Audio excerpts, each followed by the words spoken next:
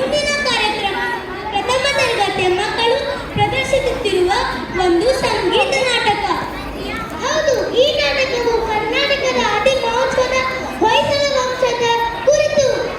ಹೊಯ್ಸಳರು ಕ್ರಿಸ್ತಶಕ 10ರಿಂದ 14 ಶತಮಾನದವರೆಗೆ ರಾಜ್ಯಭಾರ ಮಾಡಿದ ಪ್ರಸಿದ್ಧ ರಾಜವಂಶ. ಹೊಯ್ಸಳರು ಸಾಂಸ್ಕೃತಿಕ, ಶಿಲ್ಪಕಲೆ ಹಾಗೂ ಧಾರ್ಮಿಕ ನೆಲೆಗಳ ಅಭಿವೃದ್ಧಿಗೆ ಹೆಸರುವಾಸಿಯಾಗಿದ್ದರು.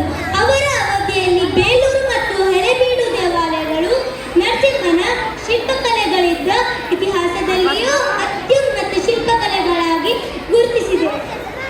ಈಗ ನಮ್ಮ ಪ್ರಥಮ ತರಗತಿಯ ಪುಟ್ಟ ಮಕ್ಕಳ ವಂಶದ ಜನ್ಮದ ಬಗ್ಗೆ ಇತಿಹಾಸವನ್ನು ಪ್ರದರ್ಶಿಸಲಿದ್ದಾರೆ. ಅವರ ಸೃಜನಶೀಲತೆ ಮತ್ತು ನೃತ್ಯಕ್ಕೆ ಚಪ್ಪಾಳೆಯೊಂದಿಗೆ ಸ್ವಾಗತಿಸೋಣ. ಹೌದು, ಎಲ್ಲರೂ ಚಪ್ಪಾಳೆ ನೀಡಿ ನಮ್ಮ ಪುಟ್ಟ ಕಲಾವಿದರು ಪ್ರದರ್ಶಿಸುತ್ತಿರುವ ಈ ಕಥನವನ್ನು ಆನಂದಿಸೋಣ. ತಲಕಾಡುಗೊಂಡಾಂ ಕದನ ಪ್ರಚಂಡ ಕಾಂಚೀಗೊಂಡಾಂ ವೀರನಾರಾಯಣ ಹೊಯ್ಸಳ ದೊರೆ ರಾಜ ವಿಷ್ಣುವರ್ಧನ ಪರಾಕ್ ಪರಾಕ್ ಬಹುಪರಾಕ್.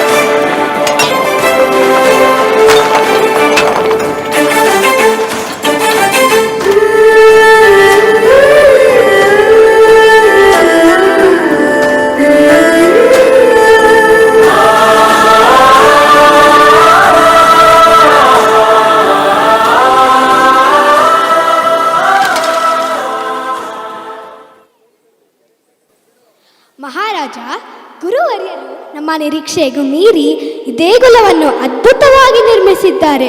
ಹೌದು ದೇವಿ, ಜಕ್ಕಣಾಚಾರ್ಯರ ಕೆತ್ತನೆಯ ಕೌಶಲ್ಯ ನಿಜಕ್ಕೂ ಅದ್ಭುತವಾಗಿದೆ. ಗುರುವರ್ಯರೇ, ಇತ್ತ ಬನ್ನಿ. ನಿಮ್ಮ ಕೆತ್ತನೆಯ ಕೆಲಸದ ಬಗ್ಗೆ ನಿಮ್ಮಿಂದಲೇ ಕೇಳುವ ಆಸೆ ನಮಗೆ. ಮಹಾಪ್ರಭು, ಮಹಾರಾಣಿ ಶಾಂತಲಾದೇವಿಯವರು ನನ್ನ ಮೇಲೆ ನಂಬಿಕೆವಿಟ್ಟು ಈ ಕೆಲಸವನ್ನು ವಹಿಸಿದ್ದರು. ಅದಕ್ಕಾಗಿ ನಾನು ಸದಾ ಚಿರಋಣಿ.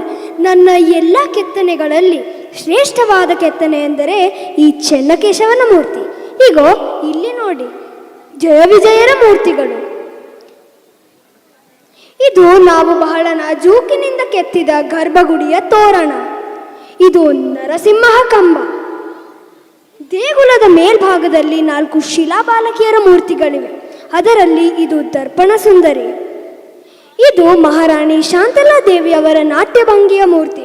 ಇದರ ವಿಶೇಷತೆ ಏನೆಂದರೆ ಇದರ ಆಭರಣಗಳನ್ನು ನಾವು ಬಿಡಿ ಬಿಡಿಯಾಗಿ ಚಲಿಸಬಹುದು.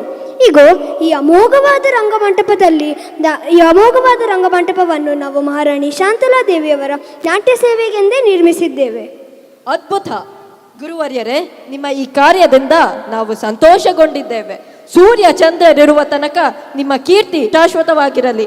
ಇಂದಿನಿಂದ ನೀವು ಅಮರಶಿಲ್ಪಿ ಜಕಣಾಚಾರ್ಯರೆಂದೇ ಪ್ರಸಿದ್ಧವಾಗುವಿರಿ. ಧನ್ಯವಾದ ಮಹಾಪ್ರಭು. ದೇವಿ, ದೇಗುಲದ ಮಧ್ಯಭಾಗದಲ್ಲಿರುವ ಈ ಅಮೋಘವಾದ ರಂಗಮಂಟಪದಲ್ಲಿ ನಿಮ್ಮ ನೃತ್ಯ ಸೇವೆ ನಡೆಯಲಿ. ಆಗಲಿ ಮಹಾಪ್ರಭು.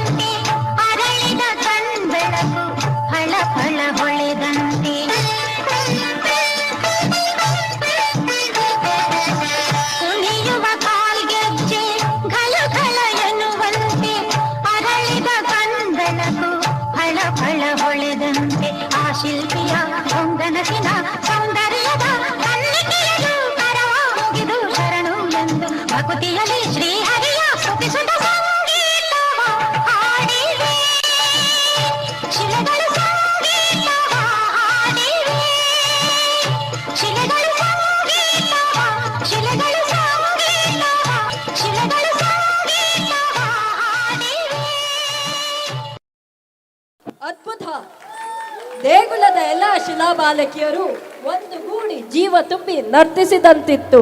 ಅತ್ಯಾನಂದವಾಯಿತು ದೇವಿ. ಧನ್ಯಳಾದೆ ಮಹಾಪ್ರಭು.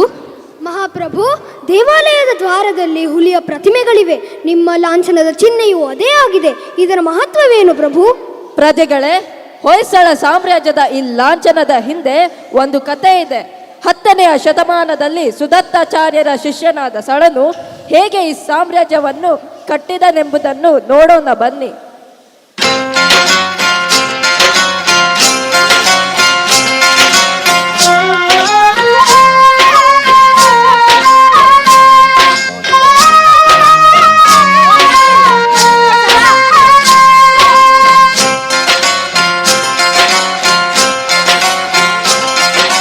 ಕನ್ನಡ ನಾಡಿನ ರನ್ನ ತರತು ನಾ ಕೇಳೋ ಕಥೆಯನ್ನ, ನಾ ಹೇಳೋ ಕಥೆಯನ್ನ, ಹೆಮ್ಮೆಯ ಪಡೆದ ಹೊಯ್ಸಳ ವಂಶ ಹುಟ್ಟಿದ ಕಥೆಯನ್ನ, ನಾಡನು ಕಟ್ಟಿದ ಕಥೆಯನ್ನ.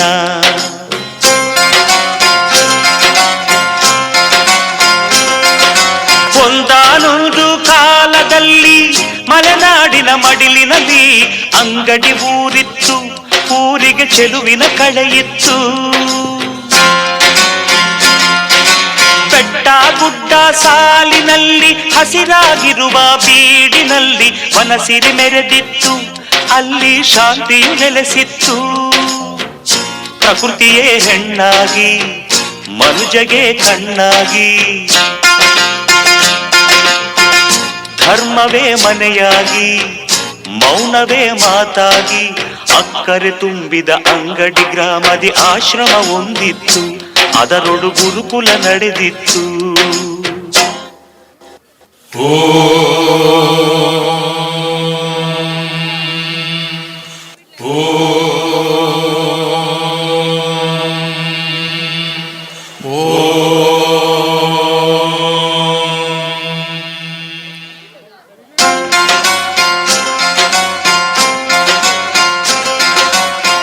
ವೃಕ್ಷರಾಶಿ ನೆರಳಿನಲ್ಲಿ ಸುದತ್ತಾಚಾರ್ಯರ ಸನ್ನಿಧಿಯಲ್ಲಿ ಪ್ರವಚನ ಸಾಗಿತ್ತು, ಧರ್ಮದ ಪ್ರವಚನ ಸಾಗಿತ್ತು. ವಾಸಂತಿಕೆಯ ದೇಗುಲದಲ್ಲಿ ಶ್ರದ್ಧೆ ಭಕ್ತಿ ಸಂಗಮದಲ್ಲಿ ಪೂಜೆಯು ನಡೆದಿತ್ತು, ಸಳನ ಪೂಜೆಯು ನಡೆದಿತ್ತು. ಒಮ್ಮೆಗೆ ಅಬ್ಬರದ ಸದ್ದೊಂದು ಕೇಳಿಸಲು ಅಲ್ಲಿದ್ದ ಜನರೆಲ್ಲ ಅಲ್ಲೋಲ ಕಲ್ಲೋಲ. ಹೊಂಬಿಸಿಲೇರುವ ಸುಂದರ ಸಮಯದಿ ಬಂದಿತು ಹುಲಿಯೊಂದು, ಗರ್ಜಿಸಿ ಗುಡುಗಿತು ಹುಲಿಯೊಂದು.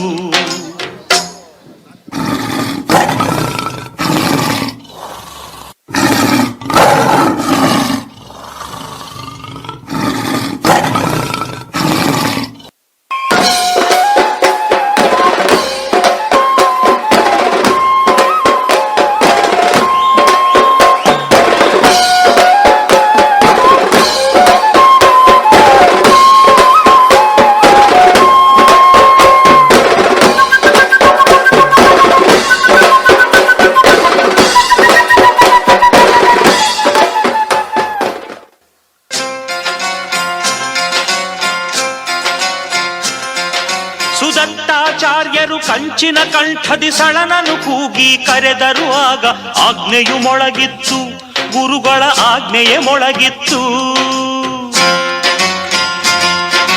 ವೀರಾವೇಶದ ಶೌರ್ಯದಲ್ಲಿ ಶಿಷ್ಯನು ಸೆಣಸಿದ ರೋಷದಲ್ಲಿ ಹುಲಿಯದು ಕೆರಳಿತ್ತು, ಹಸಿದಿಹ ಹುಲಿಯದು ಕೆರಳಿತ್ತು. ಹೊಯ್ ಸಳ ಹೊಯ್ ಸಳ ಸಳ ಸಳ. ಆಗ ಸಳ ಒರಟಾಗಿ ಗಂಡು ಗಲಿತಾನಾಗಿ ಧೈರ್ಯದಿ ಹೋರಾಡಿ ಗೆದ್ದನು ಮುಂದಾಗಿ. ಊರಿನ ವೀರನ ಮೆಚ್ಚುತ ಜನತೆಯು ಸಳನನು ಹರಸಿತ್ತು, ಕೆಚ್ಚದೆ ಸಳನನು ಹರಸಿತ್ತು.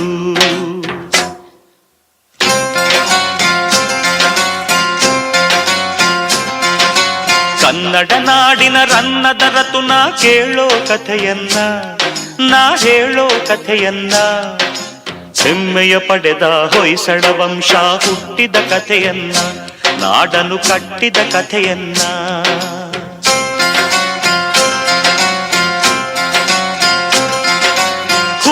ಕೊಂದ ವೀರನನ್ನು ಗುರುಗಳು ಆಗ ಹರಸಿರಲು ಕಟ್ಟಿದ ಸಳನು ರಾಜ್ಯವನ್ನು ಅನುಪಮ ಹೊಯ್ಸಳ ರಾಜ್ಯವನ್ನು. ಹುಲಿಯನ್ನು ಕೊಲ್ಲುವ ಲಾಂಛನ ಹಿಡಿದು ಗದ್ದುಗೆ ಏರಿ ಆಳ್ವಿಕೆ ಮೆರೆದು ಚರಿತ್ರೆ ಮೊದಲಾಯ್ತು, ಹೊಯ್ಸಳ ಚರಿತ್ರೆ ಮೊದಲಾಯ್ತು. ಸಾಹಿತ್ಯ ತೇರಾಗಿ ಶಿಲ್ಪಕಲೆ ನೂರಾಗಿ, ಸಂಗೀತ ಹೊನಲಾಗಿ ಸಂಸ್ಕೃತಿ ತೌರಾಗಿ, ವೈಭವ ಸಾರುವ ಹೊಯ್ಸಳ ವಂಶ ನಾಡನು ಬೆಳಗಿತ್ತು, ಕನ್ನಡ ನಾಡನು ಬೆಳಗಿತ್ತು.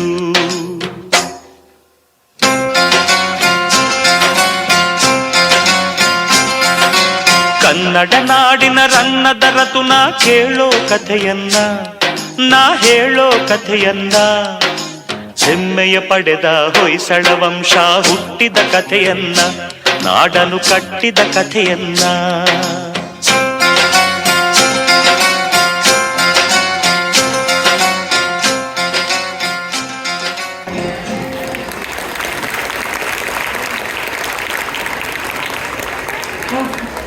ಆಹಾ, ಎಂತಹ ಅದ್ಭುತ ಪ್ರದರ್ಶನ!